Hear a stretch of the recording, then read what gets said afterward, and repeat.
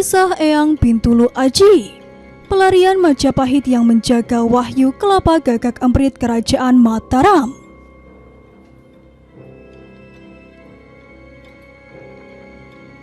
Sosok Eyang Bintulu Aji menjadi bagian tak terpisahkan dari sejarah Keraton Mataram. Dialah yang tekun merawat kelapa gagak emprit sampai berbuah sebutir dan diminum oleh Ki Ageng Pamanahan hingga melahirkan Raja-Raja Mataram. Pohon kelapa istimewa yang ditanam oleh Ki Ageng Giring atas wasiat Sunan Kalijaga itu konon hanya berbuah 1 butir saja. Saat merawat pohon kelapa gagak emprit, tiba-tiba Eyang Bintulu Aji mendapati sejumlah keanehan. Selain itu, dia mendapatkan bisikan gaib mengenai wahyu Kerajaan Mataram di Pulau Jawa. Eyang Bintulu Aji selanjutnya dengan tekun merawat kelapa istimewa yang memancarkan sinar berwarna putih cukup kuat itu. Hingga akhirnya Eyang Bintulu Aji memanggil Ki Ageng Giring untuk memetik kelapa tersebut. Setelah melihat ada yang aneh dan mendapatkan bisikan sebagai wahyu kerajaan di Jawa, kelapa yang memancarkan sinar putih itu akhirnya dipetik Ki Ageng Giring dan dibawa ke rumahnya. Buah kelapa itu disimpan di rumah Ki Ageng Giring dengan harapan dapat meminumnya agar kelak anak cucunya menjadi raja di kerajaan di Jawa yang nantinya disebut dengan Kerajaan Mataram. Namun takdir berkata lain. Saudara seperguruan Ki Ageng Giring yakni Ki Ageng Pamanahan yang bertapa di Kembang Lampir daerah Giri Sekar Panggang Gunung Kidul tiba-tiba datang di rumah Ki Ageng Giring di desa Giring Palian. Ki Ageng Pamanahan kemudian minum kelapa gagak emprit yang sebenarnya akan diminum Ki Ageng Giring sepulang dari sawah. Akhirnya Ki Ageng Giring yang sama-sama menerima bisikan gaib atau isyarat harus menerima kenyataan kalah dengan Ki Ageng Pamanahan yang juga saudara seperguruannya itu.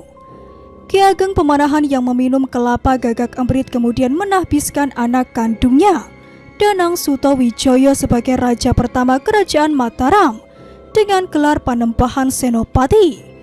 Saat ini, makam Eyang Bintulu Aji dan juga petilasannya berada di Dusun Jampurjo, Kelurahan Sodo, Kecamatan Palian, Gunung Kidul. Lokasi ini berada di sekitar 1 km di sisi timur makam Ki Ageng Giring. Eyang Bintulu Aji adalah tokoh besar yang menjaga wahyu gagak emprit. Tutur sesepuh Kelurahan Sodo, Palian, Gunung Kidul, Mbah Wir Ngatiman beberapa waktu lalu.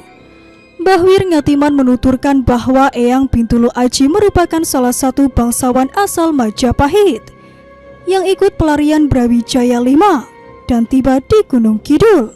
Kemudian Eyang Bintulu Aji memeluk agama Islam. Dia menjadi tokoh yang dipercaya untuk menjaga wahyu gagak emprit yang sebelumnya sudah diperkirakan oleh para bangsawan Majapahit yang melarikan diri di Gunung Kidul.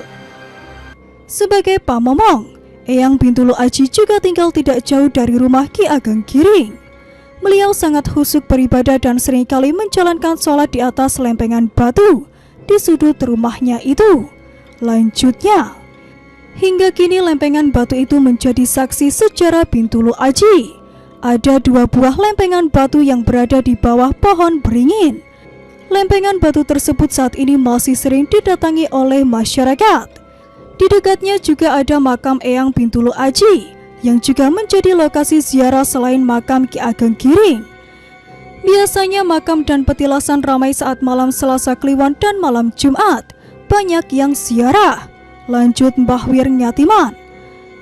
Suryanto, salah satu pelaku spiritual, mengaku sering berzikir di 4 lokasi di sekitar Kelurahan Giring dan Sodo.